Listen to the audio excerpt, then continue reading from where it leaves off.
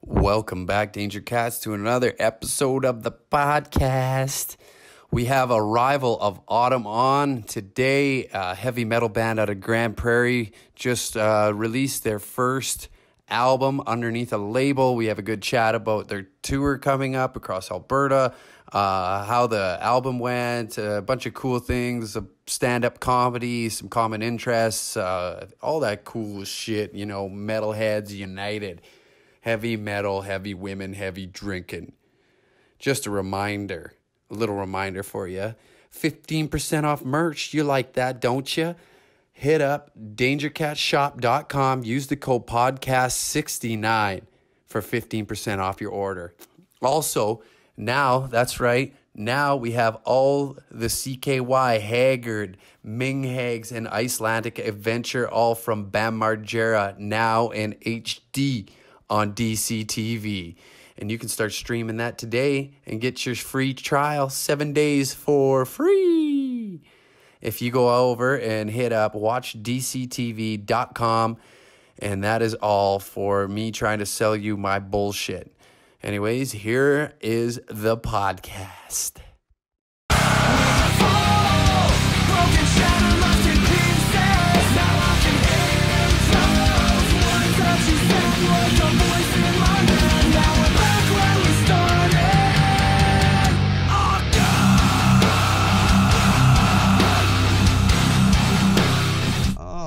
Danger Cats, welcome back. We got a nice metal band in, Arrival of Autumn, and we have the guitar player and also the drummer. I forget your names because I'm so fucking stupid already. All good, Jesus. Man. I'm Ty Fox, and this lovely man next to me is the slow-talking, fast-riffing, major rager on the 6-string, sometimes 7-string motherfucker Ryan Sorensen. Wow, that was a Ric Flair intro. Yeah. I like that. Yeah. And you guys just recorded your first album? Is this your first album underneath a label, correct? Yeah, this is our first label debut, or I guess it's our label debut. We did one independently in 2014. Yeah.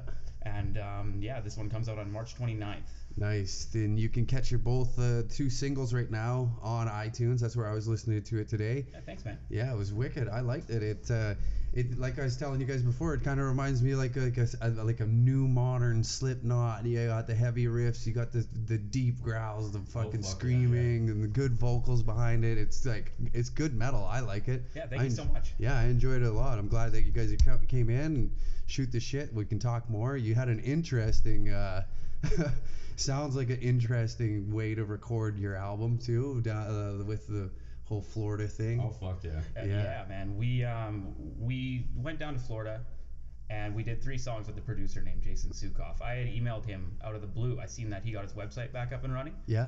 So I sent him an email saying, "Hey, I have this band, Arrival of Autumn. I'm the drummer. Would you be interested in recording us?" And I get an email back, and I wasn't even expecting that because me and the guys have looked up to this guy forever. Mm-hmm. And he emailed me right back and said, "Yes, let me hear your stuff and see what's going on." So I sent him the stuff, and he liked it, and he said, "You know what, come in." And the thing was, I didn't really tell my band that I messaged him. I emailed him, and then I went to the guys. I was like, "Hey, so I got a hold of Jason Sukoff, and he's willing to record us." And they're like, "Why the fuck would you go and do that?" Basically, why? And now we gotta how are we gonna get to Florida? How are we gonna do all this? And I was like, man, we can either sit here, try and do another album ourselves and have it take forever, or we can go do what we've always talked about, have a real proper record done by one of our idols. Yeah. So that was the goal, and we ended up hitting it off with him, and we did 3 songs. He sent it out for some mix notes. Yeah. And somebody bid on it. Somebody heard it out of that and said, "Hey, I want this band. Can you get them back for more songs? I like what they're doing." That person happened to be Monty Connor, the guy who signed Slipknot and countless other bands. Wow, and it's like Trivium and like the list is fucking huge. He's a legend, and it's so when I got that email, I was like the screenshot from Jason saying, "Hey, Monty Connor is interested in your band. You're not signed. This is just you in the examination room." I thought he was playing a joke. I was at work I was teaching drum lessons at the time, and I just look and see this email, and I'm just about to do the electric slide on out of the building and tell my management to fuck off. Shit, I'm out. Yeah, just like, peace. And no, he kept it cool, and we made a game plan, and we had to go back for another set of demos to give to Monty. So the only thing was, we knew there was a hurricane, like bad weather in Florida, so we did it anyway. We flew down, Brandon and I. We were like, fuck, we got to try.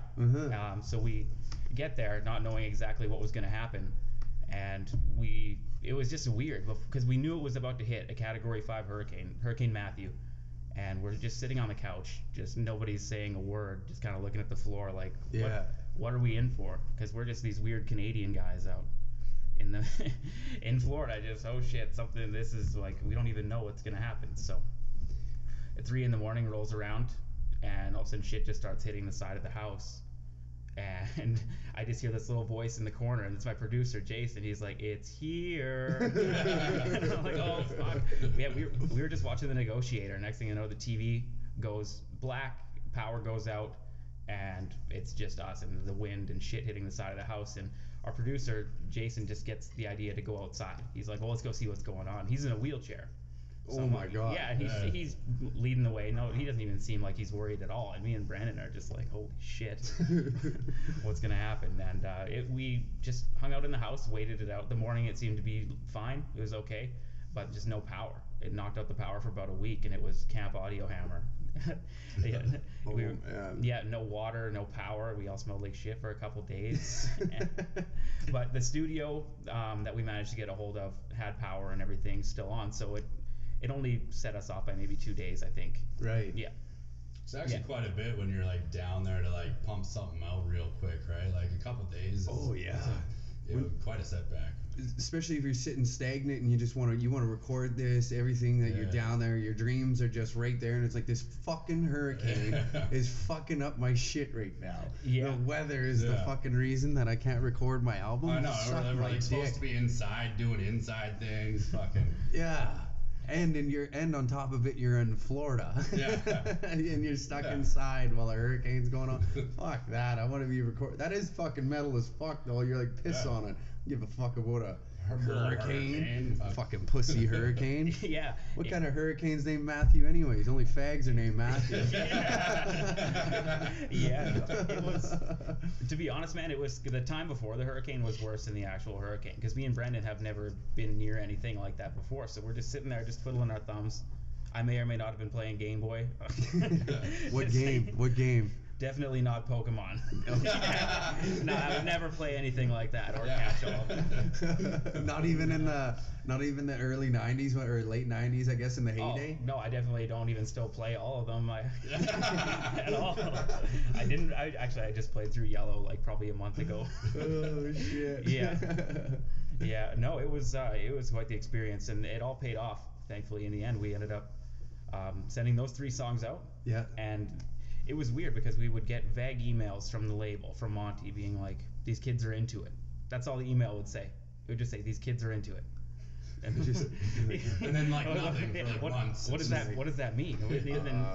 We're like, "Do we book shows? Do we do anything?" And they're like, "No, don't book shows.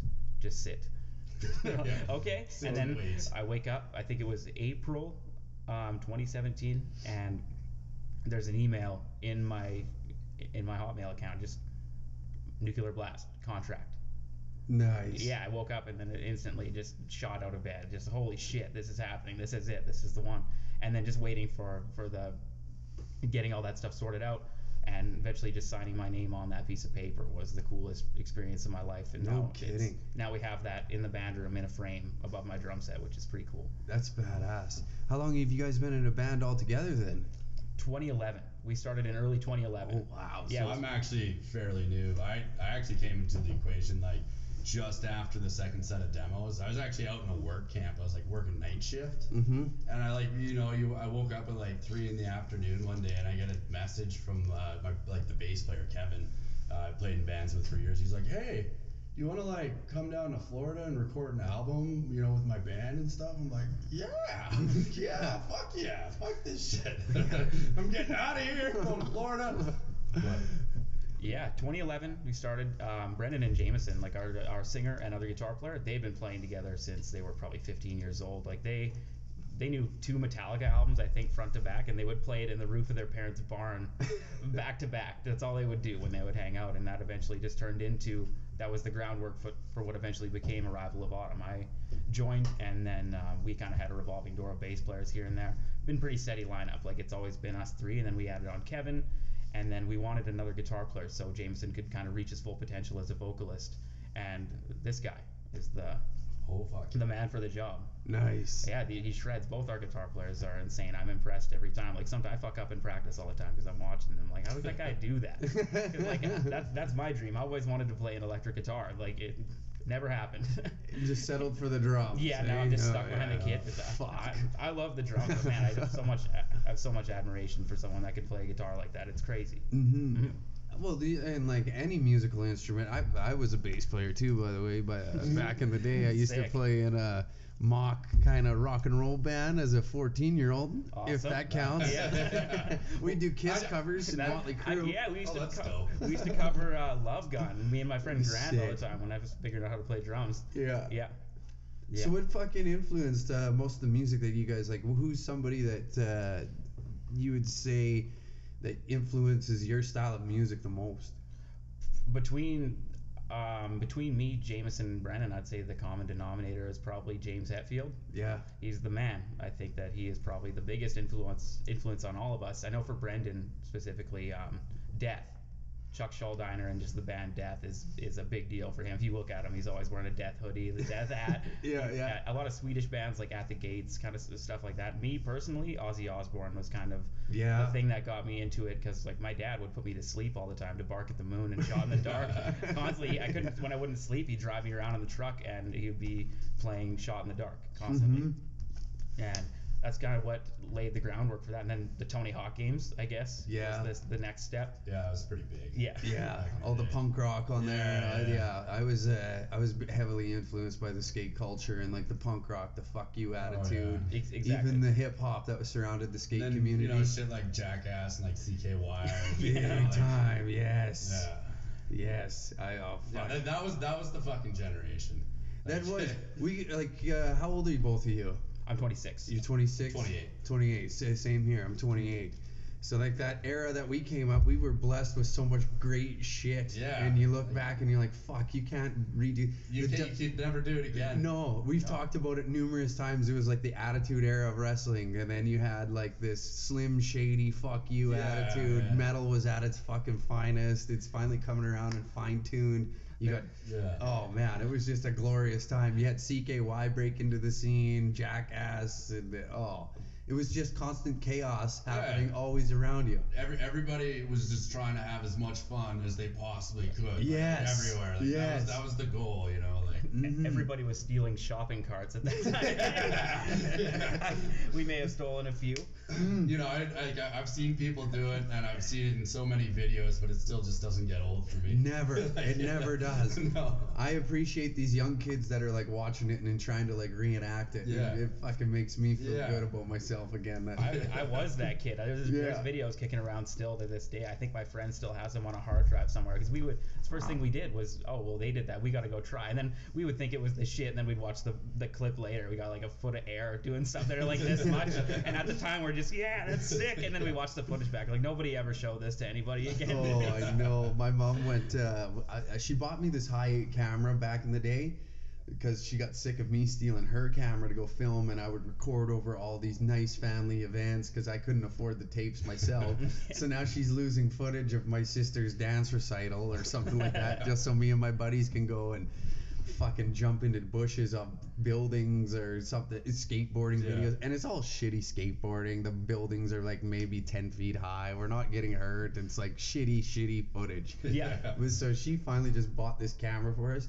Fuck, dude, we run wild with that. We were jumping minivans off fucking culverts. It just got, it just started elevating and elevating and elevating, and then when it has to go away, it was the worst feeling. It's like, oh man, this growing up shit fucking sucks. I refuse to do it, but like somewhere out there, there's clips of us trying to make a sponsor me video, because I skated all the time when I was a kid. I never got good at it. Yeah.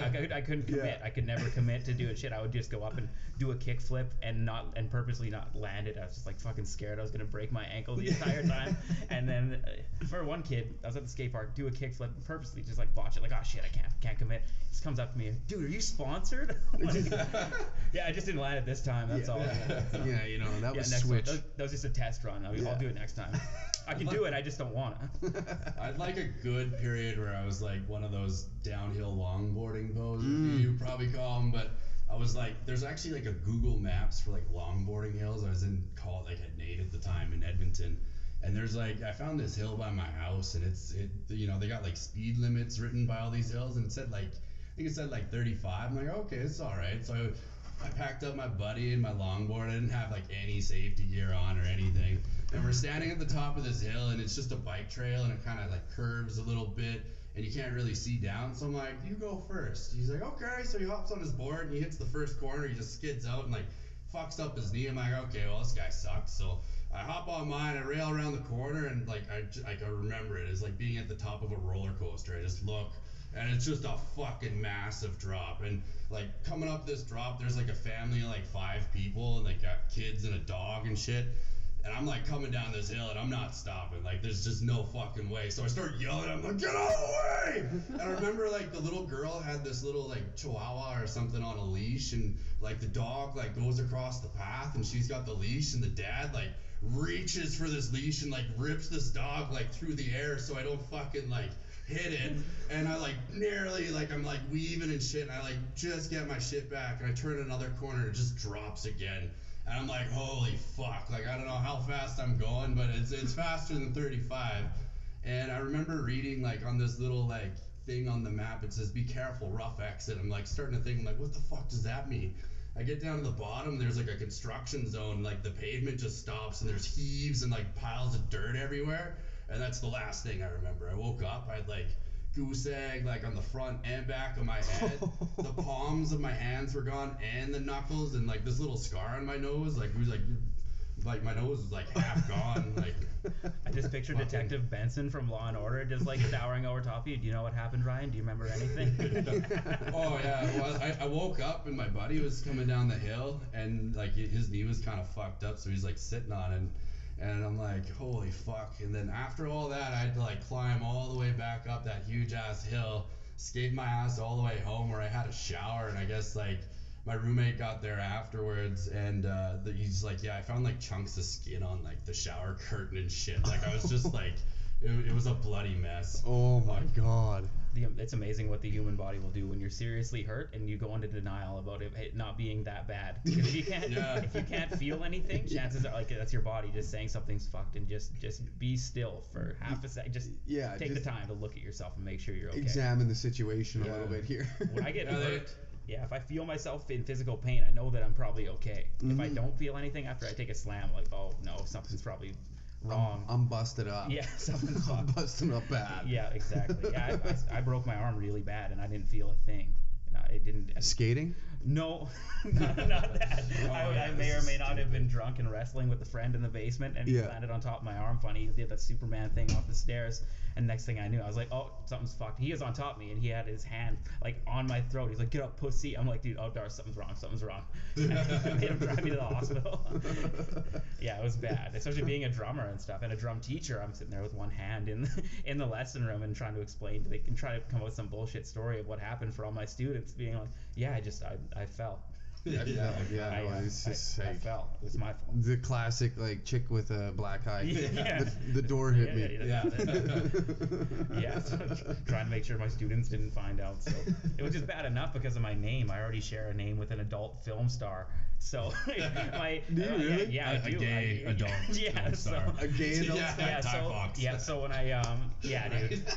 So like when my students, like these little kids, they knew that I was in a band. They knew that I played. So they would go home home on Google and be like, hey, I'm gonna Google this guy's drum, and then all of a sudden just fucking bam, like different sexual accoutrements, so to speak. Oh my god. Yeah, and the amount of times like parents would come in and be like, hey, I don't want to like alarm you, but you should change your name. Yeah.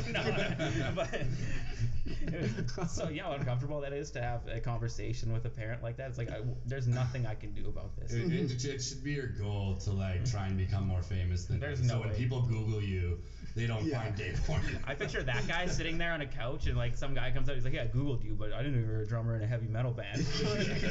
Like, that's dumb. I do that on my spare time. Yeah. Oh my god, that's incredible. I couldn't imagine. The conversation I have playing in my head with you and a parent is just phenomenal right now. Trying to keep it professional. And my dad looked at me, he's like, hey, I Googled your name. Like, you named me, dude. Yeah. Like, that's your fault. Yeah. Like, it's some sort Did of you not think this through? Yeah. Yeah, he's doing a bit in '93 that wouldn't come to fruition until I was a grown man. My dad's just like on another comedic level of thinking. Yeah. It's like, I'm really gonna fuck this guy over when he's older. It's gonna be hilarious. He's ahead of Yeah. the times. Yeah, exactly. You're the living life form of that Johnny Cash song, Boy Named Sue. Boy, man. yeah. Yeah, I remember I was just driving with my dad one time. He just looks over. He's like, "So, Googled your name?" And I was like, I know already. This has been a thing since I was a kid. Like since I remember grade 5, I think kids would Google their own names as soon, and then they would Google all the other kids' names and everything. I remember, I'm gonna Google mine. I'd type it in. And I'm like, what's yours say? Nothing. I'm a scientific engineer. Yeah. Yeah. Yeah, pretty much. I'm an adult film star, pussies. Yeah. Just leave out the gay part. Yeah. Oh man, I could just imagine the teasing that would go on with that, because kids Constant. are fucking cruel. Constant. Every day you gotta live with that. Yeah. That is like almost like that's motivation to get Yeah, famous. no, definitely. Yeah. That would make me want to wake up in the morning and do something stupid so I could be famous on Instagram. Just being, I guess, just trying to be an entertainer has always been kind of in all of our DNA, I think, because I can't work a desk job. I'm too far gone.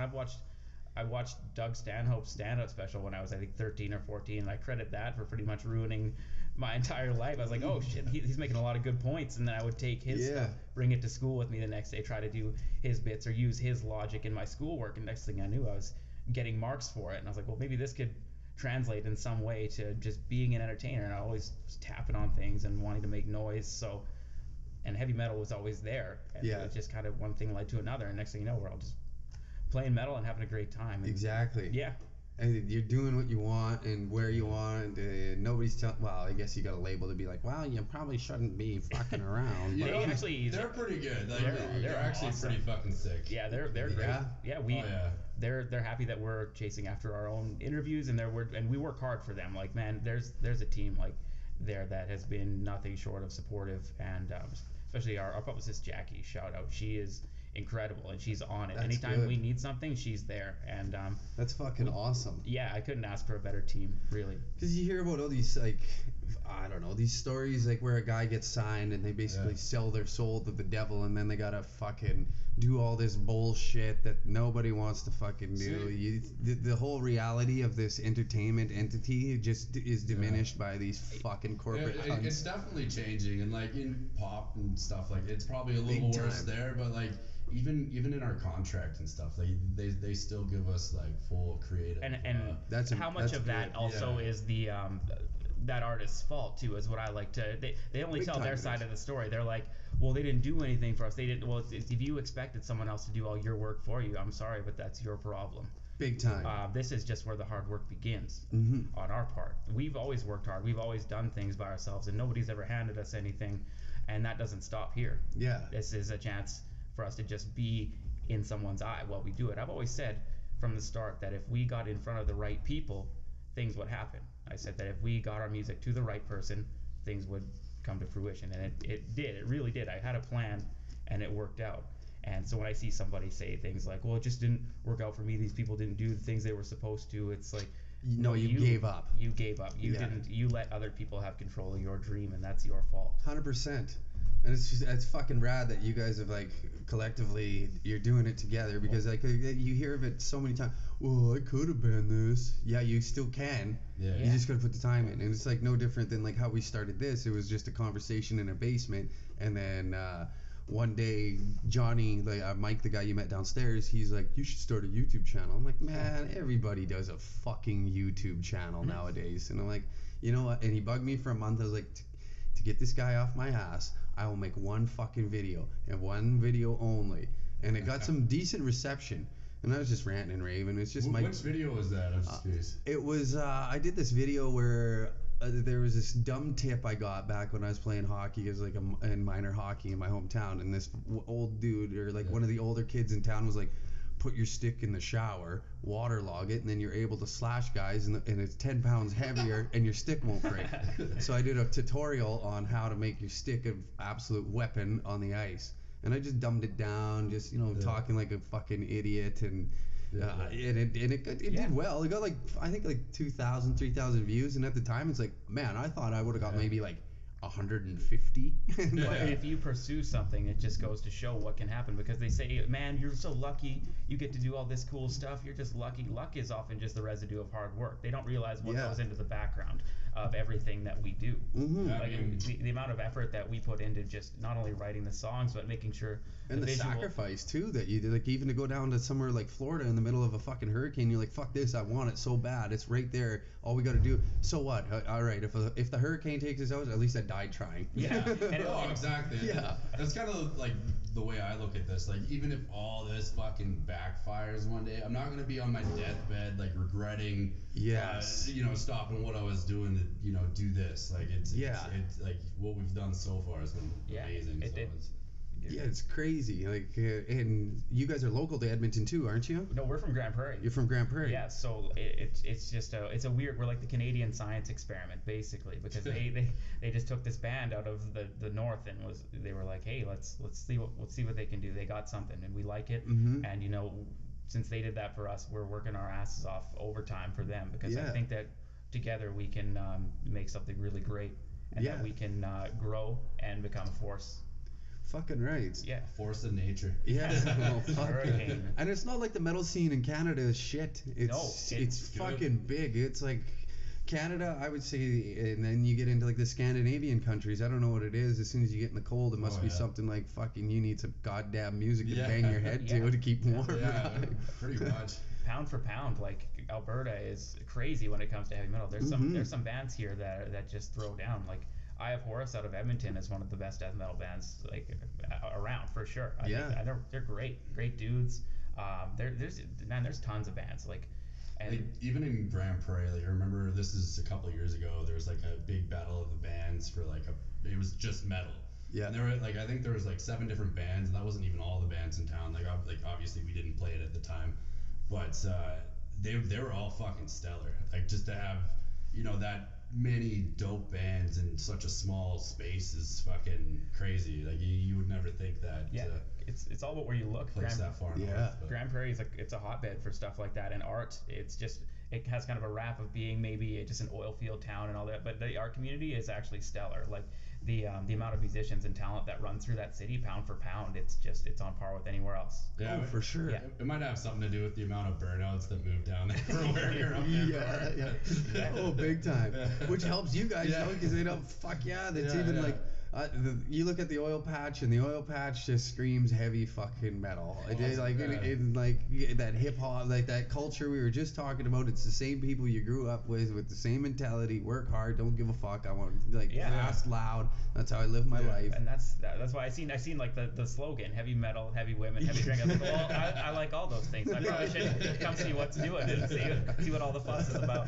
I don't even know how I came up with that. I thought it was fucking hilarious, and like I base everything off of my humor basically on like what we do. Like it's like I don't know. I seen a shirt. I don't know if you guys listen to Necro. I know of him. I Knew know. of him? Oh yeah. Yeah, I was like, oh fuck. I remember my buddy gave me a Necro album, and I've been a fan like since like I was a bootleg kind of Yeah. with a bunch of weird shit on it. Yeah. I think I had that exactly. Yeah, it was like Some fuck pretty it. disturbing stuff on there. Mhm. Yeah. And ever since then, I've been a fan. And then I seen he was producing T-shirts, and it said Necro basically cut out in like lines of cocaine with a rolled up bill and a razor blade. And I'm man. like, oh my god, that's fucking funny. Why don't we do that? And we'll just label it baking soda because it's fucking funny. Like that's where my that dark side of humor. It's like drugs are hilarious. Yeah. I gotta ask, did the name Danger? Like I don't know this. Did the name Danger Cats come from the movie Fubar? Like, what woman is a Danger Cat? No. Okay. I thought that might be where it's from. I 'cause you get that a brought up lot. Fubar. I get that a lot. How it came up, like, it's kind of a long story. I'll try and condense it as quick as it possible. But my cousin went to Big Valley Jamboree one year, and he came back, and he was like, "Hey, just fucking got this new game we can play, bro." I'm like, "What the fuck is it?" It's called Danger Cat. Like, oh god, this should be somewhat amusing. He's like, "Pass me a beer," and he shook the beer, and he was going, "Danger Cat, Danger Cat, Danger Cat," and then smacked it on his head and fucking drank it. And I was like, "That's fucking sick." Yeah. And then, I moved. How old were you? I think he came back. We were like 18. Okay. Like Fubar was out, and Woman is a Danger Cat, but like that always stuck with me over Woman is a Danger Cat. Yeah. So that's where it like kind of differs. And then when I moved up here to Edmonton, I was getting back training and getting back into fighting again. And one of the guys in the fight community who I'm now good friends with, Tanner Bozer. I seen him on that. Yeah. So fucking, I was buddies with Miles, one of his friends, his roommate, and so we just kind of ended up hanging out. And the one day I looked at Miles and I'm like, man, fuck, Tanner is just a danger cat of a human. Mullet, missing tooth, wears sweatpants and camo. Like, the guy doesn't give a fuck. He's a danger cat. And he's like, what the fuck does that even mean? I'm like, I don't know, but he is one. It's like, yeah, it fits. Yeah. That's like I know a guy like that too. He's a country artist, and I play with him sometimes. And he ends up getting these like big gigs because he doesn't give a fuck. And I listened to him talk to a promoter on the phone one time, and he was quiet, and all of a sudden I just hear him. Actually, I don't give a fuck, and I don't like it when people tell me shit I don't want to hear. And he hung up the phone. I was like, oh, that is the most badass statement I think I've ever heard in my life. I like this guy. Yeah. And that's the term. That's the term for him, is a danger cat. That's what I would call him. Yeah, that is a danger cat move. Fuck the system. Yeah. I don't like when people tell me shit I don't want to hear. I am with you 100%. I butt heads with so many, like, even in house sometimes. Like, there's 4 of us that are running this now, and obviously 4 different people, 4 different ideologies, and what we foresee everything being. So 5 for us. Yeah. Do you ever feel like you're married to a bunch of dudes? Yes, all the fucking time. I argue with one guy in particular, Jordan, who's on the hockey night in Fuckville. Me and him argue. We would sit here and argue that door behind you is deep green versus lime green. It's closer to the one. It's more related to a lime green Jordan, obviously, because it's a light. It would be an hour-long argument just based off that. Just that's how we are. That's how we communicate. But hey, we're married. It's all the time. Like, so everything's going swimmingly. All of a sudden, one message hits the group chat, and then I'm like, oh fuck. Here we go. Yeah, next thing I know, it's just this whole just blow up. Then it's good. Then I give it an hour, and it sorts itself out, and we're back to square one again. But it's a thing here. No matter where you are next to this person right here. You're in a van, he's gonna be there. Yeah. We're in the jam room, he's right there. We're in the green room, he's right there. So we better get our shit together. We better get along. I think it's like a lot better when we're actually together. But sometimes, like, when we're apart for a while and like in the group chat, it's fucking. Yeah, but when we're together, man, it's actually like it's quite enjoyable. We don't really we're pretty mellow dudes, to be honest. When we're on the road and everything, we mostly keep to ourselves, and it's a pretty quiet ride, like for the most part. I mean, when we used to think it was funny to try to fuck around on the road, but that just resulted in a flamethrower axe can. Like, Jameson's driving, all of a sudden the flame just like right next to his face. He's like, hey, you guys gotta cut that shit out. Like, there's nothing funny about that. Or one time in particular, I was like, this drive's boring as shit. So I ended up just slowly, I removed one article of clothing from myself every like few minutes, so nobody would think the wiser and not really notice, because my bass player was nose deep in a book. He's not paying attention. Yeah. Brandon's doing something up front, Jameson's driving, so nobody's really paying attention to me. So I just wanted to see how far I could go. Next thing I know, I'm just like butt naked in the seat driving somewhere. And I just forgot. I was like playing Game Boy or something with the Game Boy like over my crotch, and all of a sudden Brendan looks in the rearview mirror. He's like, "Whoa!" I'm like, "Whoa!" I just forgot. I was like, "What's up?" And I was like, "Oh shit!" It's like right when we started. I think this was like probably at least 5 years ago now. But It's like a hockey team, you know. Yeah. You don't really bond until you see each other's dicks. yeah, pretty much. I think I said that on the very first practice that I started with Jameson. I said like I did an audition. I think I took my I always have shorts on when I drum, and I had shorts on underneath my pants, and I think I said that exact line. I was like, "We're not a band until you see some dick." It's a known fact. Yeah, pretty much. Find me any Stanley Cup team that everybody hasn't seen each other's dick. The Stanley Cup winner. Impossible. Never. Impossible. Champions look at each other's penises. That's what got you this record deal. Yep. Yeah, pretty much. It was destiny ever since the get-go of seeing each other's dicks. Yep. So you guys got any tours coming up or anything like that? You got I know you got shows coming up in the city. Yeah, we got 3 dates coming up. We got Red Deer, March Yeah. 29th at the VAT. Nice. We have Edmonton, March 30th at the Rendezvous. Tickets are getting low. If you're going to go to that one, get them now because they're low. And we got April 5th at Better Than Fred's in Grand Prairie. And those are the main focus right now. We're still working on some other stuff. But those ones are going to be bangers. They come out they happen right when the album comes out. Yeah. And there's a lot of buzz for them. So it's going to be a party. And we got a lot of great bands that are joining us along the way. Oh, so fuck yeah. Nice. it's going to be really good. Do you find have you toured across Canada or anything like that yet? We stick to yeah. Western Canada. Western Canada? Western Canada right now, just because there's a big dead zone in the middle of the province, just for the travel. Yeah. And we're working on it. Actually, we're in talks right now with we're going to be everywhere over the next little bit here. Eventually, we're just getting that stuff sorted out right now. So it's gonna be a busy one. Nice. And I couldn't be happier about it. No kidding. Like that's got to be, especially going back to like receiving that email and just seeing your dream kind of like you've probably been thinking about it so much, so often all your fucking life. Dude. I mean, like.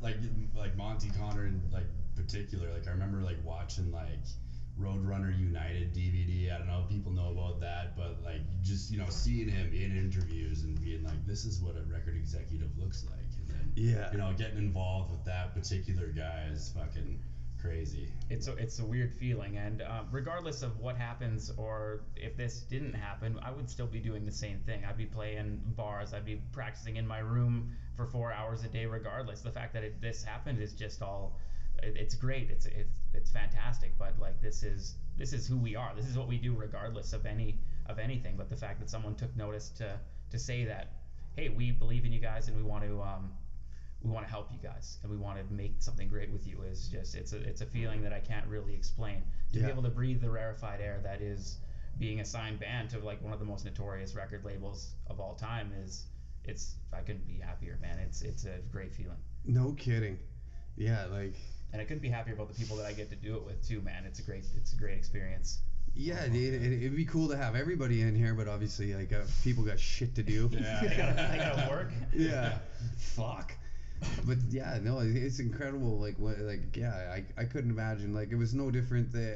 I'm kind of putting myself in your position on the same of like watching us grow this, where the first day we start selling clothes and it was just like, holy fuck, this could be a real thing. It took me such a long time to wrap my mind around like what we're doing now.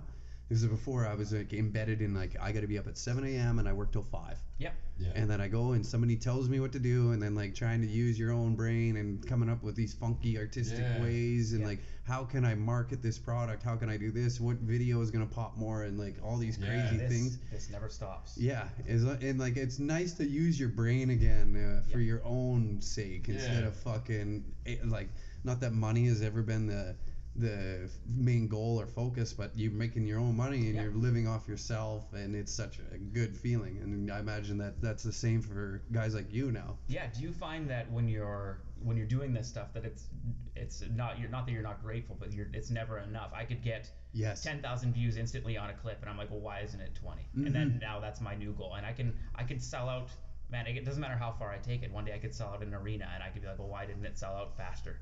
I just need to, like, I'm always pushing to that next goal, and that's the drive that keeps me going. And hopefully one day I can get that maybe a little bit under control and just be like, hey, man, and sit and reflect and be like, what you are doing is good, but that's, I think, the fuel that keeps me, just the approval. I need more, and I need more, and I'm going to do whatever it takes to get more.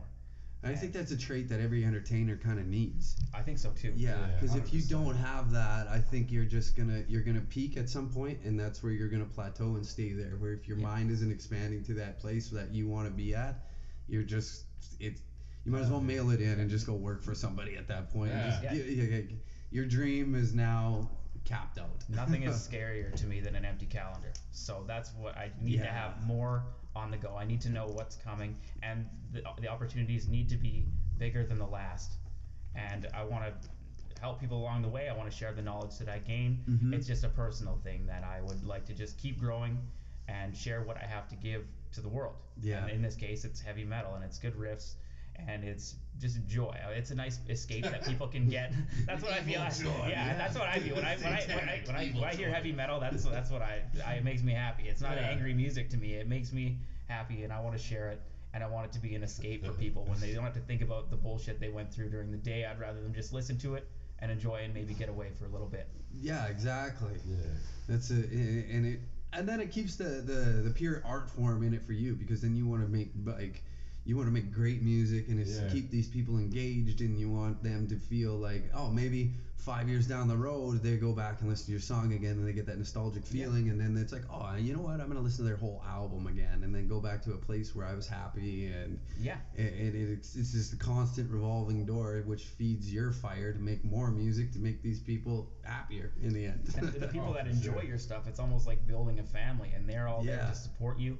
And it's just a cool feeling, have someone approach you in public and be like, hey, you're that guy that you made this song. And it doesn't happen all the time, but when it does, it's the coolest feeling to get. Yeah. Oh, fuck yeah. I'm sure you get it quite often. It's weird. I find the fame part of this shit I don't necessarily enjoy. I like the fans. I don't even really think of them as fans. It's just people that enjoy our shit. But when you start getting like, I call them fucking leeches. You get these people that just like, they think they can offer you something that you can't do yourself.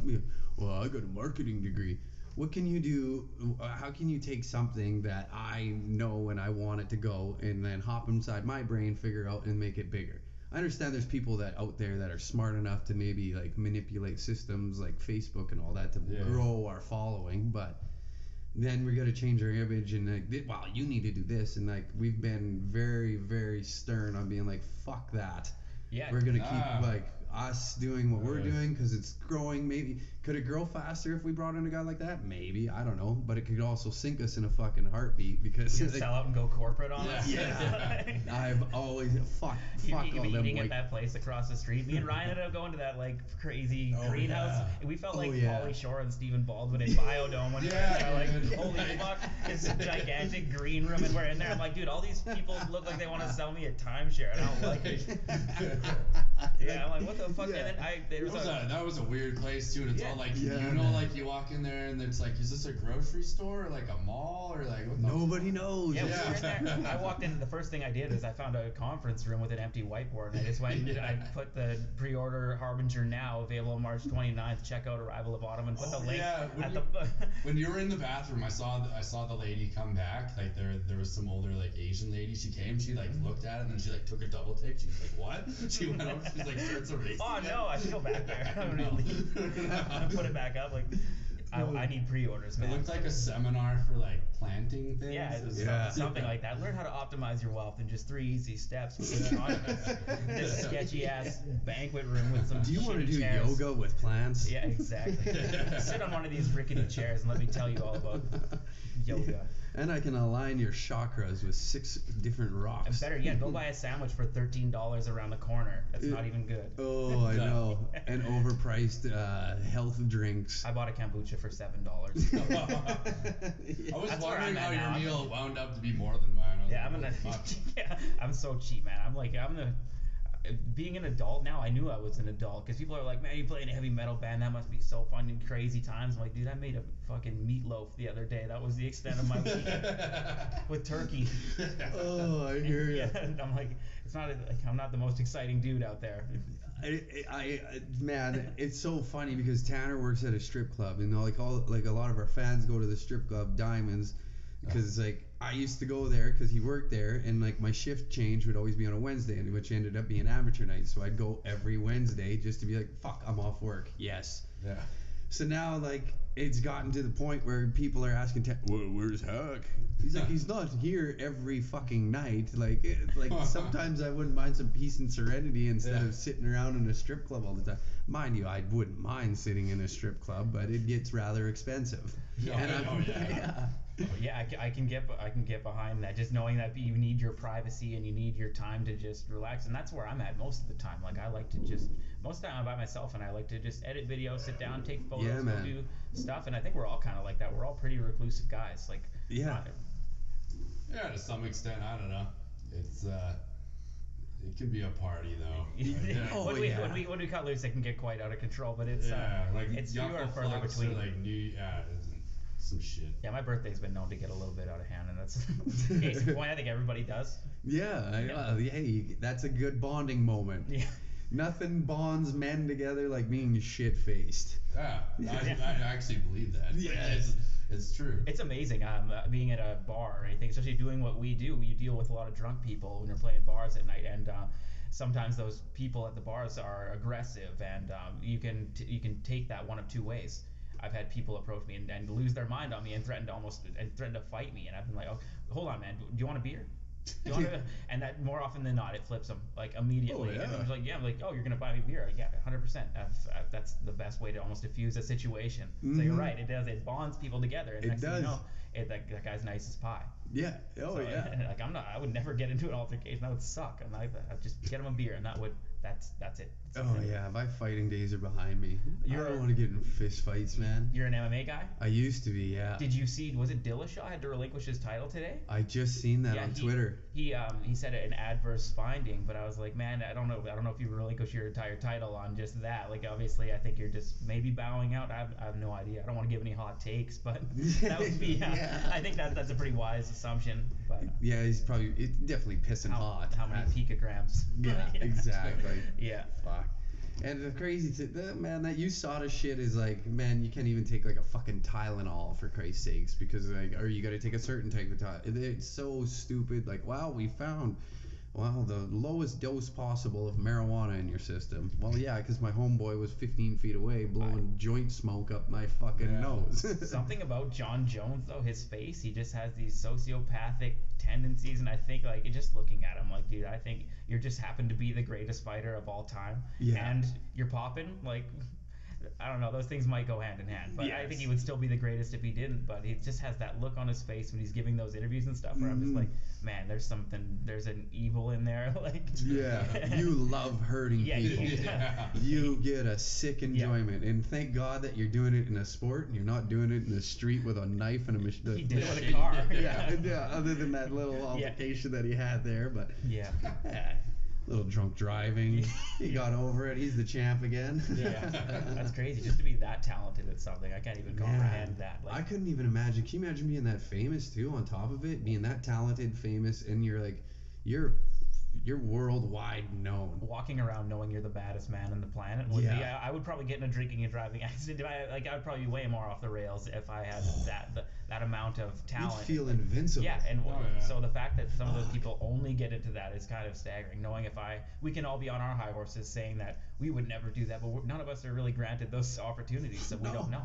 You give me a fucking championship belt in the UFC, I'm gonna be a fucking lunatic after that fight.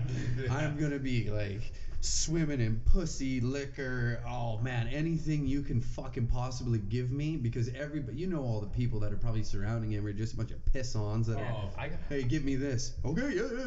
I won a free water at the co-op the other day, and I was acting like I was hot shit after that. So I need a title belt, just walking around like fucking just free water. Give me my fucking water now. It is funny though, like people they do approach you now, like just being they hear you get signed or they hear you have any sort of success. I was just gonna ask you that. And it's not that many, but they always be like, hey, how are you doing? How have you been? I'm like, something that your timing is off. Yeah. And that's the only you could have did this months ago. Like, Yeah. I know you don't even like me. And I've tried to reach out to you before and I couldn't even get a response, and now you're suddenly finding your way back. And I don't know if that's, I mean, sometimes it could just be a genuine attempt to be like, hey, I screwed up, or maybe I should have given this person the time of day. But just the timing, everything is timing, and unfortunately it's poor on their behalf right now. Yeah, And maybe open up with something different. Be like, congratulations on your success. How you been? Exactly, That yeah. would be not bad. That just differs away from being like, hey, what can you do for me? I was, well, I honestly thought of, like, all those people were leeches, and I thought that they were just users. And then another guitar player who's in a bigger band made a big post about how not everybody in that situation is a leech, and maybe just try to hear them out, and maybe you might actually get something out of it, and they might be good people, and not to have such a negative mindset about it. And that's kind of where I'm at. I'm trying not to be like, I know this person doesn't like me or this. I'm trying to be more positive and just a little more open-minded. Yeah, because it's easy to just be like, this person's just trying to use me, but you just gotta try to stay on the bright side of things. Yeah. But, and those people are out there, and fuck them. So that's exactly. Yeah. Oh man, I would say in the fucking 3 years we've been doing this, I've ran into 2 assholes, and that's pretty good. That's pretty good. Only 2 people stick out, and it was one guy wanted to fight me because I didn't want to use his marketing plan or something, and then I was like, yes, fuck off. This is called You're in here in Dockers in a fucking dress shirt, man. I would pump your world. You should be like, I know this guy. He'll go into a conference room and write all my links on somebody else's whiteboard for you. Yeah. That's marketing. Yes, that's marketing 101. Yep. Yeah, like 2 assholes in 3 years, man. I'll take that all day. Yeah, we don't deal with. There's everybody that, especially in the heavy metal community, it has a rap for being violent and all this bullshit. But those are people that have never been to a metal show. It's people that are just as socially awkward as me and the other guys, and they're all just there to get along and meet and just have a great time. That's the best part of it. Yeah, and it's just make some sick tunes. Yeah, can play some shows. I mean, I probably the whole like wall of death and everything like that just scares the regular folk. Like, but when you're in it, it's love. Oh, fuck yeah, man. Yeah, like people don't realize there's like certain like etiquettes to that, and like a certain amount of respect that people have for others around them. So, yeah, there's a whole mosh etiquette. Oh fuck yeah! It's not like the moment a man goes down, you get a boot fuck him. Yeah. You pull him up instantly. I don't think I've ever touched the floor. People are grabbing you before you even hit the ground. It's pretty great. And that's the first time it's physically intimidating. It's like, oh shit, I don't want to do this. And then you get thrown in there, and next thing you know, you're having fun. You can't wait to be in there. It's almost like a craving. You're like, I need to go to the next show. I need to have, and I'm covered in bruises, and like I almost got one of my teeth knocked out, and like I couldn't have been happier at the end of the show. I'm having a blast, and there's hardly any fights. There's nothing, no shit really ever goes down. No. The odd time, of course, but granted, you get that many people in a situation, like what's gonna happen? Sometimes. Oh yeah. I usually find it's like a guy who happens to stumble across a show who's never really been to a metal show, and he sees all these people raging. He goes out there and he thinks he's like in a fight or something, He's like trying to like fucking like, oh fuck this guy, I'm gonna go, hit him in the back of the head, shit like that. There's a guy with his girlfriend at the very front, and he gets pissy when someone bumps into him. Like, what the fuck do you think was gonna happen? You're at a metal show trying to protect your girl who's getting slammed into the railing and getting the shit beaten out of her, and you're getting mad at everybody else behind you. Like, go stand somewhere else. Exactly. Celine Dion is playing next week, and you can stand there and be untouched all fucking day. Yeah, and I personally, when I'm up at the front, I'm getting that pressure, the crowd and everything. I live for it. It's actually a great time. I remember seeing Metallica getting at the front at the stadium there, the Coliseum, and just being all that pressure at the end during the encore, and that was like one of the most memorable moments of my life. Just being James Hetfield's right there, and there's people just screaming every lyric, and it's insane. Love it. Yeah, fuck, you couldn't have said it better. It's just ignorance to the culture that it comes with the metal vibe. Yeah.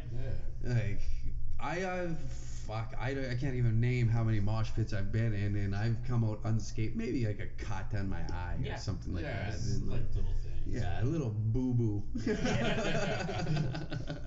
But then you leave there, like you said, you're happy. You're probably relieved of like stress and like, what are you talking about for the next 2 hours? That show was fucking sick. Yeah.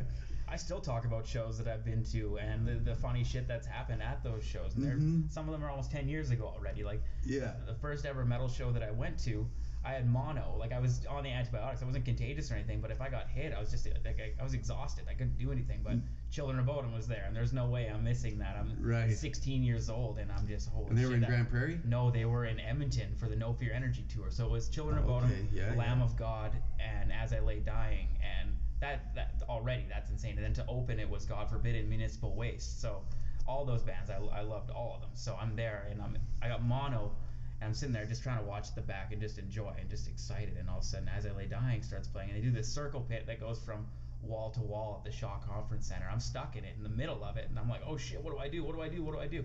And I'd never been in a pit, and I just get thrashed around, but it was fun. Like, there wasn't any danger, and that was when I was like, oh, it's not as bad as people make it out to be. No, exactly. If a kid with mono and can't move can deal with it, I'm sure anybody can. Remember when, like, this is a while ago, I was playing in a different band. He was actually playing with us in Grand Prairie, Devolver. We were, like, playing a show, and we were, like, headlining that or something. And the first band that played, like, they have this little skinny, like, front man. He, like, dove into the crowd and, like, crowd surfed a little bit.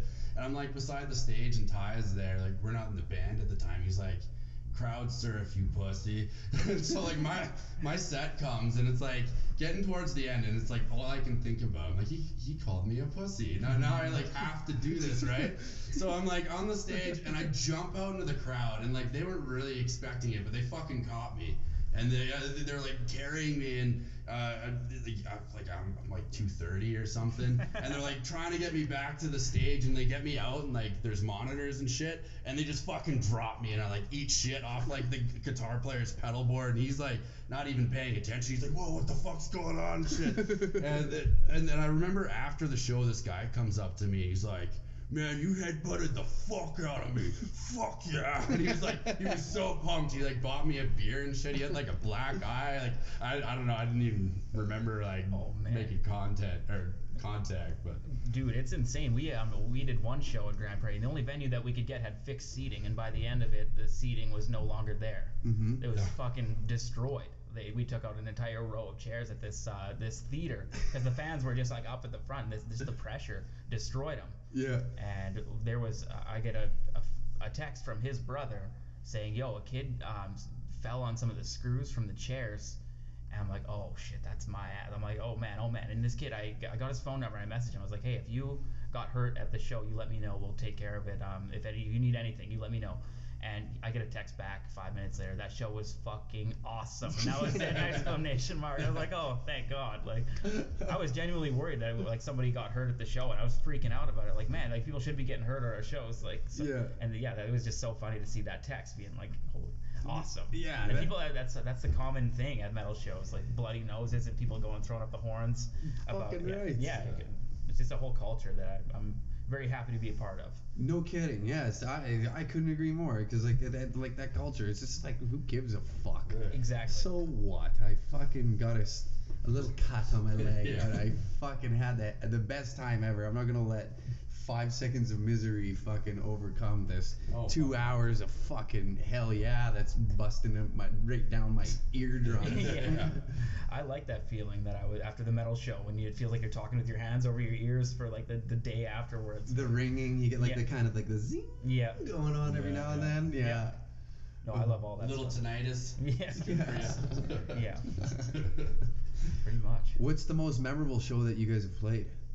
The most memorable show, there's so many. Like there's times where there's just been a great crowd.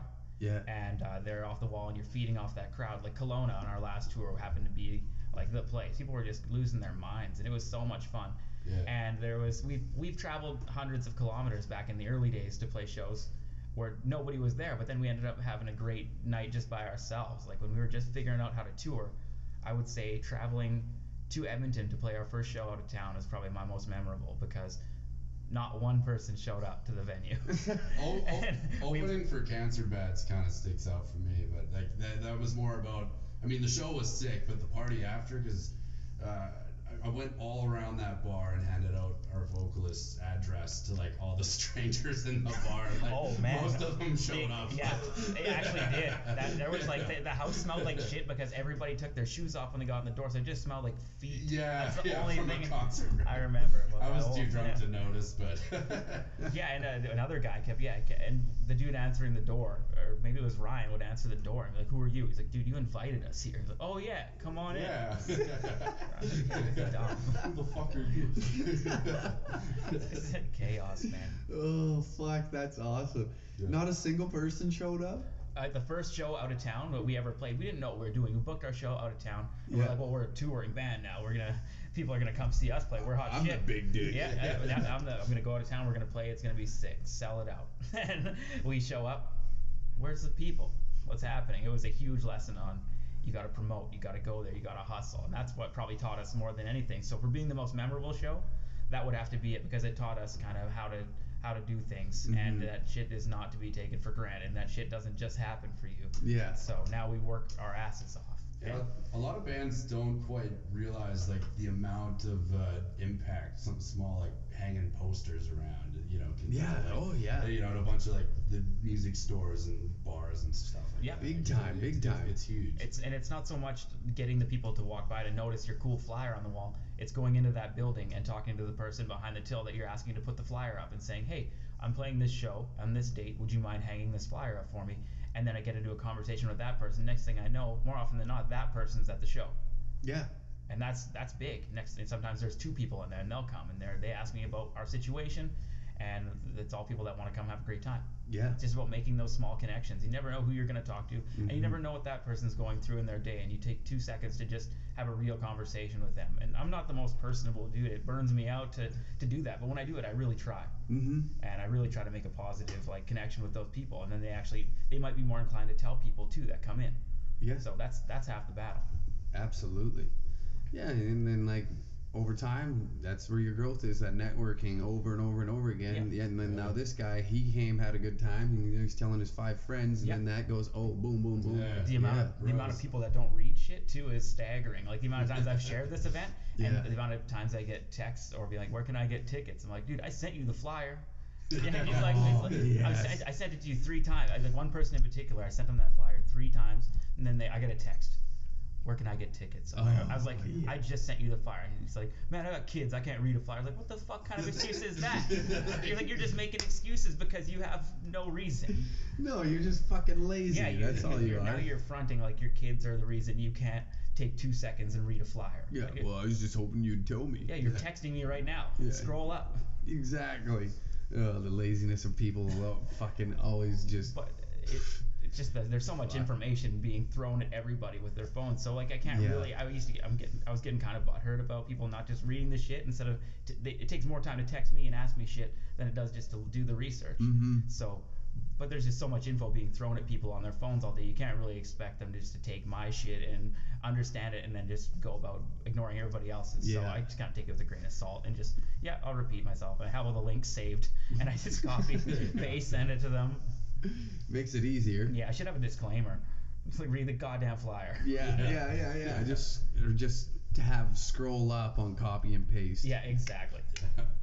Right there, over and over and over again. Yeah, but you know what? It's a good problem to have. It's like I could be Yeah, bitter you're not about it. wrong. Yeah, it's nice that people are taking the time to be like, "Hey man." It could where be the can I-" complete opposite, where nobody's even texting you. Yeah. Like, I could give a fuck what you're doing with your Yeah. little band right now. Yeah, exactly, Well, it's not realistically. little, dickhead. Realistically, I'm just complaining about people bugging me about my music. No, that's all.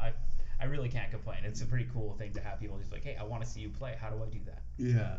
So Do you find that, like, I know I kind of asked, do you find like more and more people now are coming out of the woodworks now that you are signed and you're with a label and touring and all this, like more and more people, like you're, not so much the fans of, obviously that's growing. 'Cause like you prior guys, connections. yeah, like Yeah. you get these people that wanted nothing to do with you, and you knew their intentions right from the get-go, but now they come crawling back into your life, like trying to People. Get a little piece. yeah, people- trying to, hey, what are you doing? Can I get in on that? For some people, and I know these people, all they have is a story at a party to say that they know someone who does something. Yeah. And if that's what they aspire to be, if I'm the person they know, who cares? Yeah. That's fine. Like, there's people that I know that I grew up in Central Alberta, so all they have is the same story about how they went to a party with one of the guys from Nickelback once. and that's that's all they have because they have it. Yeah, Because that's the thing they choose to bring That's up their all the time. big story. Yeah. So, and you know what? If that's really all they're gonna get out of like me, I'm not gonna deliver on anything for them. I might try to get them to buy a shirt or something like that. But if I know their intentions aren't the right intentions, I might if I respond is one thing, but I don't know. You just gotta kind of take it with a grain of salt. It does happen, but not that much. I know. I can think of maybe 2 people that have reached out that I know don't want anything to do with me, that have been like, hey, how's it going? What's up? Yeah, I see your success, and I'm just wondering if you got room for me in there. And it's just, and we haven't even scratched the surface of what we want to do yet. They're coming out right now just because they heard. Yeah. They think because you got signed, you might have all this money or all these connections. It's like, no, we just have a platform where our hard work shows. That's all it is, and we're very happy to have it, and we're gonna just take it for what we can get. And if people want to reach out to me that I know don't like me, they're not going to get much out of me. Fair enough. Yeah. Shut it down right before it even gets going. Exactly, because I know myself, and I know that I might tear a strip off of them, so I just shut it down before it even gets to that point, and maybe just keep them on the peripheral side of things. So maybe they'll come to a show or buy a shirt or still support us in some way. Because I don't want to lose those people's support. If they're coming out of the woodwork, I might as well use it. Yeah. Yeah. Yeah, that's an interesting way to look at it too. Like I've noticed like just how all this has been coming about, and this internet fame, and this I don't even know what the fuck to call it. It's just we're doing whatever the hell we want, but like now all like same thing. There's these. Hey, I partied with that guy. I know him from high school, or I get all these this weird conversations, and like I don't even know how to explain it. You get people even like lying about like partying with you in the past, like shit like that, like the weirdest fucking thing. So me and my girlfriend were at the Pint, and where were we going? We were going to watch The Wild on New Year's Eve. They're great. The Wild's awesome. Oh man, phenomenal band. I like them guys, man. They put on a hell of a show, and like the music is amazing. And we're having a bite to eat, and she went in to go take a piss, and there was 3 girls in there, and all 3 of them were like, yeah, I fucked Uncle Hack and all this. And then like she came and sat down, and she like looked at me, and she's like, 3 girls just said that they fucked you. And I'm like, who? Like those 3. And I'm very open and honest with her, because like you have to be in your position. Absolutely. I was like, honestly, I've never met them in my life. I don't know who they were, and I would tell you if I fucked one of them. I would. But it's just like that weird shit. Like I don't understand why people are lying about something like that. What is this? What do you get out of that? I don't get it. It's a false story. It's like their social status. It's got it. And then like trying to like blade her down a little bit and be like, well, you know what? I did this to him, and it's like, wow, like it's such a weird fucking thing to me. Like I don't. Yeah, me and Veronica Vaughn. Yeah. Got it on. No, you didn't. No, you didn't. Well, my friend and her. Exactly. That's exactly what it's like. And it's just strange, man. People are fucking strange. People are, they're weird sometimes, man. And it's just. Like anything, take it with a grain of salt and try to spin it in a positive way. And I think that's really all you can do. It can't save every situation, but 5 years ago, nobody was bragging about fucking me, so or even making up stories where they're like, look at that long-haired, greasy piece of shit rolling around in a Ford fucking Escape like the loser he is. I'm just happy people are taking the time to check the shit out that we've been working so hard on, man. That's the most gratifying thing about doing all this. Absolutely. Do you keep track on all your downloads and everything, like off Apple and Spotify and all that? Yeah, Spotify displays it for everybody to see anyway. Like if you just type it in, like we're right around 20,000 monthly listeners already. Fuck yeah. And the tracks have been streamed like several thousand times the each. 2 tracks, or I guess it's 3 now. But they're all doing really well, and it's a weird feeling. Like, who are all these people? Like the 20,000. I'm like, man, who are these people? I want to shake all their hands. I want to know what they're about. Like all of them. It's cool, probably too, when you see like obviously Canada is probably your biggest listens, and then you see the States, and then all of a sudden it's like Sweden, Norwegian, or Norway, Germany, and then somebody in Chile likes my shit, Australia, and it's like weird. Like it's just like wow. Yeah, it's my favorite part is the comment section and all the the YouTube. Look, who are these pussies? What are these? You guys are pussies. Generic. These are pussies. That's like the biggest. Like, oh man, it's so funny. What is this shit? Get a real vocalist. Get a real drummer. Get a, like I live for it. Like I just like some. I think one of the guys in particular is a little bit. I don't think he can handle it very well, but you know it's fine. I've watched him spin it. To his credit, I've seen him spin people and get them completely the other way. So I'm like, all right, man. I used to be like that. Don't engage these people. They are commenting on YouTube because that's all they have. Mm-hmm. That's all they have to do. There's no point.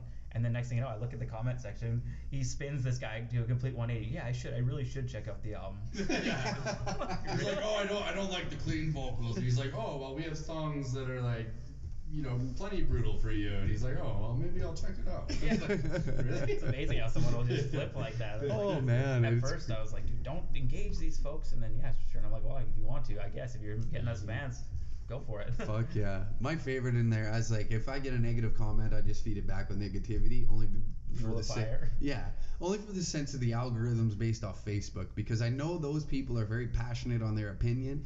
I don't care. I'll get an internet argument all day. I think it's hilarious. That's your shtick too. It's like, yeah, you can do that. And then the comment section goes up, which means that they're gonna get, well, why is this guy arguing on there? Then they go and watch the video, and then they chime in, and then it goes bigger and bigger and bigger. So as soon as I see somebody be like, look at Uncle Huck, that redneck piece of shit probably fucked his sister in the back of a Trans Am. You know what? I probably did. Know who else was there? Your sister. We had a threesome. Fuck you, you pussy. Fuck you. And then all of a sudden, all the other, like, the trolls on our side come in, and it's just a full-on internet war. Yeah, that's a cool thing, too. On YouTube, I seen this one guy say, this band is dog shit. And all of a sudden, I look at somebody replied to him. I look, and the reply, some dudes, go fuck yourself. And I don't even know this dude. I'm like, holy shit, we got Houston, we have backup. This is sick. I don't know. That's the coolest feeling, isn't it? That's way cooler than anything. Yeah. It's kind of funny, like, the fans of bands are so much brutal than, like, the actual bands. Like, they'll fucking fight over, with each other over the dumbest shit. And all the bands are just like, hey, let's have some beers and party. Oh, and I was that guy at one time. When I was 14, 15 years old, like, I drew Alexi Lehow's guitar on everything. Like, the singer of Children of Bodom. Yeah. I had a Children of Bodom logo on probably every piece of schoolwork that I owned. And if somebody said some shit I didn't like, they were going to get an earful about it. So, and I was that little fat metalhead kid, like, fucking, don't you talk shit about my stuff. All your stuff is shit, but mine's awesome. And now I'm just trying to be more open about it and not have any guilty pleasures when it comes to music, because, man, you like what you like. Mm-hmm. And that's fine. I really try not to shit on anybody's stuff. I'm still guilty of it. Except for Cardi B. I can't stand Cardi fucking B. She drives me to the stratosphere. I wish her music career would just go in the shitter and just go and do reality TV, what you were set out to fucking do. I like the material that she supplies the Howard Stern show, and that's about it. They make fun of her. They do some pretty good bits with her. Good. They completely assassinate her character, and that's funny. As for Cardi B, she does. I just try not to have her in my peripherals. I can't be involved. I got like blinders to that shit. I can't be involved with that. I don't need it. I try so hard, but the stupid people of the world that just keep posting about it, like I've filtered. I will unfollow somebody if they tweet, say, or share a song or anything revolving around that human being. Congratulate her on her success. Anybody that goes from a fucking stripper just showing her asshole, making a couple, maybe $500, $600, whatever she was making a week, to a fucking entertaining, like, conglomerate. Yeah. Congratulations. Anybody that as a human, you fucking suck. Yeah. Success is weird, man. Anybody that gets like big time success, they just get pushed in your face, regardless if you like it or not. Eventually. Mm-hmm. And they get a lot of haters too. Like, for instance, like Nickelback, they get shoved in everybody's face, and everybody seems to like. There's a lot of people that claim they hate them, but they sell out every show. They kill it. They're from fucking Alberta. They're from Hannah. Exactly. And I love that they're from Hannah. I don't even dislike their music. I think they're fine. I think the singer is great. And then I'll get shit on for saying that I like Nickelback. Yeah. But you know what? Yeah. Go watch them. And so, you know what? And that's the weird thing. It's like, why would you shit on someone who's just doing a great job at what they do? I will give you that. I don't like Nickelback, but fair. I'll give you that. I said there when nobody's watching, people are jamming Silver Side Up. That's what I got to give it to those guys, and they're great live, and they're doing what we want to do. We want to be the band from Alberta to come up and well, they really break through. They're like the first kind of Canadian band. Well, no, that's not true because you had Rod Stewart's Canadian. There's a bunch, man. You got Rush, Bryan Adams. Brian Adams, he's big. But like Nickelback was like that first band almost. It was like it was like really poppy, like fucking. They were radio rock. They were every fucking where. Yeah. And like Bryan Adams, like he's kind of an acquired taste. Like where Nickelback, it kind of spoke to like everybody knows who they are. Yeah. It's just interesting finding out when you really love a band from Canada and you think they're huge, and then you find out nobody knows who they are outside of the borders. I'm like, motherfucker, you don't know who Billy Talent is? Like, are you kidding me? Alexis on Fire, the greatest band. Who's like, man, are you kidding me? And like, my friends in the States, they're like, who? Like, are you kidding me? Like, how do you not know? They know City and Colour, but not Alexis on Fire. I'm like, man, I'm about to blow your mind. And I send them the link to Boiled Frogs or something, and they're like, holy shit, what is this? Yeah. So it just blows my mind how that music didn't make it across the border. It's fucking tragically hip even. They don't even another great Canadian band. My dad went and saw one of their shows like a while back, and like everybody there was like, who are these guys? Like nobody knew who the fuck they were at their own show. Like in Canada, God level. Like, and over the border, like I guess some of those bands just never really broke through, and it's staggering to me. Billy Talent has a perfect discography. I'm like, are you kidding me, man? Like, band is rad. Yeah, and even for a band that toured as much as they did on Warped Tour and everything like that, you'd think that they would have gone out there, even like Sum 41. Yeah, precisely. You know, like they were in that pop punk kind of culture, skateboarding, and like they were everywhere at one point. I mean, fuck, wasn't what's his nuts banging Avril Lavigne for a while? Yeah, they were married for a bit. Derek Weebly, the singer, his name, from Sum 41, And now Chad Kruger's fucking her. Nickelback takes what they want, I guess. I guess so. Yeah. When you got that much money and fucking fame, you can do whatever the hell you want. Yeah, it's crazy, man. I can't even imagine having that level of fame or even that level of success, and I hope I aspire to at least get a shred of that and be able to make a living off doing what I love. Yeah. I'd like to be famous enough where I can still go high. Could you imagine being like fucking Kevin Hart famous or something like that, where you can't even you can't do anything? No, man. You imagine like having to take a shit at the airport or something like that? That would be terrifying. That would be news. That would be news. You'd be all over TMZ on that. Yeah. Just something like a normal human. Kevin Hart takes shits. Yeah. He does? Really? That's crazy. This is fake news. Yeah, exactly. But yeah, like something like that level of fame that just gets to like it's fucking crazy where you got, you know, even you hear those stories like from Bam Margera. Like I heard this story that he told on a podcast of some crazy bitch living in his fucking treehouse naked, and like that would be insane. Like people are like, I couldn't imagine that. I'd hate that. I'd hate every second of it. I could. There's no way I could deal with it. But it's interesting because metal, pound for pound, a lot of the guys and the artists aren't famous, so to speak, but they're famous to the people that like them. Like I remember when I was a kid, if I saw Alexi Leia, I would probably cried. I'm like, oh shit, there he is. There's that guy, and everybody around's like, who is it? Probably doesn't know who he is. Who is that? Or seeing the guys from Lamb of God, like I was like, oh holy shit, they're right there. Yeah. And yeah. You probably have like less fans, but they're super fucking dedicated. Yeah. You know, like they're like all in. Like metalheads are like, you know, some of the fucking craziest fans out there. And nicest. Yeah. And very nicest. Very down to earth. I've always noticed like metalheads are very articulate and very like they can speak to you in a very smart way. You can have a conversation with them. They're very in-depth people with like a big mind to them. Yeah. Where you get into like this new hip hop culture, everybody's so fucking stupid, man. Like, you couldn't have a conversation like we just had today. No. With somebody that's like, oh my god, I just downloaded the new Cardi B album. It's like, oh great. I didn't. Like a mumble rap artist. Yeah. I'm not even saying words anymore, bro. Rap is out there. You just gotta look for it, man. There's still some deadly shit. It's just a lot of the guys in our band, we're big into rap, and we love it. It's just you gotta kind of look in the right places, and they like they'll probably. I don't know. They love Kanye. Like our band, they're wearing the boosts and everything. They fucking love Kanye. And I don't get it. It's not my thing. And I would kind of shit on it before. And I'm like, you know what?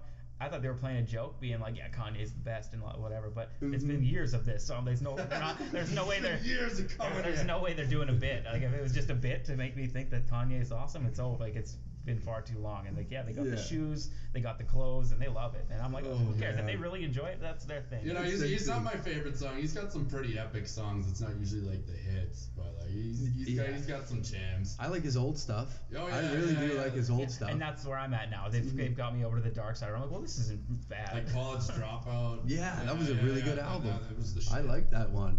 But now it's like new stuff, and he's like crazy good at producing. Like he's fucking. The dude's like, a genius. He is. He's out of his mind. Like, did you listen to Joe Rogan talk about him and like how like he thinks that this guy vibrates at a different level and he's so artistic and all this and like he has to have all these conglomerates going on. Like he's like a fashion industry entity now and like a world-renowned hip-hop artist, a producer in the a press mastermind. I'm one of the only people that doesn't really care for his music, but I love him as a person. Yeah. Because I see all this shit that he says and does, and I'm like, I love that attitude. Just does whatever the fuck he wants. Yeah. Same with like Lil Wayne. I don't really dig his music, but one day the dude just decided he played guitar. He was just on stage, fucking not even making any like sort of sense and just hitting the chords. Yeah. I'm like, God, I love it. I can't even get enough of it. Oh, yeah, I mean, he thought he was balling. Too. He was shredding that fucking guitar. Fred Durst, even Fred Durst in his heyday had a guitar on stage, and he's playing nothing. Like he's just Fred Durst over here. There's a name we haven't heard in a while, hey? Yeah. Man, little hot dog flavored water. Dude, my sister would play that shit all the time when I was growing up. Really? All the time. Yeah, it was a big like. That was like the introductory stage before I got my first Pantera album. Was like Kid Rock, Limp Bizkit, you know. What was the band? Chester Bennington, Linkin Park. Linkin Park was a big influence, and then it started getting into like Pantera, and then like what was it Mudvayne? Mudvayne, yeah. Power Man 5000. Yep. Oh, fuck yeah. Like like Guar. I remember getting into Guar, and then it just kept getting heavier and heavier. Yeah, and that's how it goes. Like you get like into one of those like gateway bands, I'll call them. Yeah. And then next thing you're just like chasing that dragon. You're like, I need the heavy. Yeah. Did you ever get to see Guar live? No, I haven't. That's a party. Even now, still, I got to see them with Dave Brocky when he's still alive, and man, that was still one of the funnest times I've ever had at a concert. Really? I was disgusting by the end of it, just covered in fucking paint or whatever, food coloring, whatever they shoot on you. Yeah, it was so much fun, and the show and the theatrics just so inappropriate, like, but so fun. Everything about that show was awesome. Fuck yeah! I wore a Hulkamania shirt to that, just 'cause and it was red when I left. It was red. Fuck yeah. Yeah, they put on I've watched like a lot of live performances by them, and it looks insane. And like, they're out there. They have to be out there as people. You're always so playing a character, but to think of that character and how can I evolve that character? I think they play those characters a lot. Like I've seen like a lot of videos of them just like hanging out in their fucking gear. I'm sure they do it on purpose, but like just hanging out with people at shows in their gear, getting fucking sloshed. Yeah, I think Guar's sick too, though. They're hands down one of the best live bands I've ever seen them, and I would have to say, like, out of all the live bands I've seen, nobody really does it like In Flames. In Flames is just such a unique. They were amazing. If you get a chance, man, it's a like a religious experience almost. Like, not only are you getting a top tier metal show, it's like a stand up comedy show too. You'll find one guy in the crowd and just fuck with that guy the entire time. And man, I give them a lot of respect. I flew down to Vegas to see them with Lamb of God one time, and Randy from Lamb of God got real sick and he couldn't do the show. So In Flames played way longer than they were supposed to, and they went like they were on stage for probably close to 2 hours. And man, unreal. Like they're just next level tight, and the light show, everything they do is just awesome. Yeah, they're one of those few bands where the vocalist sounds way better live. Well, maybe not way better, but he sounds fucking incredible live. Like it's like better than off the disc. Yeah, talented individuals. Their shows, just their records, they translate better live. Like I'm a fan of pretty much everything they do, but live it's just another level of excellence. And I was like, oh man, I need to do that for a living. That's what I want to be. That get to that level. Yeah, yeah, it's a certain like type of energy. Like people like to refer to it as like drugs. And I agree. Like playing a show and like watching like everybody out in the crowd like connect with what you're doing. Like I remember the very first time I played a show where the crowd was actually singing the lyrics to the songs that we had wrote and stuff, and like it like feeds you. It is. You know, it gets addicting too. You need more and more. So Yeah. That's what I was saying earlier about just needing that next level. You need more. Now I want more people coming here and singing the lyrics. Yeah. Because I'm having fun doing it, and I want you guys to have fun too. And that probably just like gives you like the tingles, and then then you get into it more, which it's bouncing back and it's forth. like a cycle, right? Like Yeah. you just feed, like, you know, just It's a cycling. crazy energy. feeling. Yeah. Fuck yeah. Anytime being on stage, it's just whether it's 2 people in the front or 1,000, it's just awesome. I get to be on stage and rock out and do what I do, and anybody that wants to sit and watch, I'm going to give them the best performance that I can give them. Yeah. Yeah. That's how we roll. We try to make sure every performance is awesome for you guys, for everybody that's watching. Fuck yeah. So anybody that wants to come see us on our Alberta shows coming up, please do, man. Let's have a great time. Absolutely. Oh, fuck yeah. Fuck yeah. You want to drop those dates again for everybody? Yeah. So we got March 29th in Red Deer at the VAT. We got March 30th in Edmonton at the Rendezvous, and then we have April 5th in Grand Prairie, Alberta at Better Than Fred's. And the new album, Harbinger, comes out March 29th on Nuclear Blast Records. You can pre-order it now at nuclearblast.com/AOA-Harbinger. Man, he even has it down at HTTPS // I did my prep, man, before I come on. Yeah, I see that. I like that. I don't phone anything. Anytime I gotta go talk to somebody, I do my research. I want to make sure that I get to know you before I come in here, and it means a lot that you would have us on here and anybody else too. So. Fuck yeah, man. I'm glad that I like this is my favorite thing to do with everything that we do, is just because it's like I can put away the character, I can put away everything and just sit and bullshit about what you guys do, what I've done, and like it makes it way more fun. That's what I had said too, because I got when I announced that I was going on Danger Cats, I had probably 4 or 5 different people come out of the woodwork and be like, "Why the fuck are you going on Danger Cats?" And I was like, because they're doing. You're like, that's why. That reaction alone is exactly why. And if you only took a tiny shred of information and you use that to make your entire opinion on somebody and a whole brand. I did some digging. I listened to the podcast, and I was like, oh, this is nothing like what people would always assume just based off of what you might see sometimes. I've always liked the content, the Danger Cat content. I think like a lot of it came out like just at the fucking perfect moment when we really fucking needed some Danger Cats. Yes, we're getting too PC, we're getting too liberal, and like we need some resistance every now and then. We need a pushback. That's what I'm worried about sometimes when I feel that like when Howard is going off if Howard decides to retire someday, Howard Stern, I'm gonna be like, what's gonna happen to the world? Like, where's all this? Like, what's gonna happen? Because that's my outlet for something. It's the happy, be funny anymore. The happy place that I go when I need to cut loose and just like just listen to some funny shit with no boundaries. And that's because I need that stuff. Stand-up comedy is so important to me, and comedy is in general. Yeah. It's just something that I need, and it's not really up to somebody else to decide what I find funny or not, or shame me for it. So just let me enjoy it. And I'll let you enjoy what you like.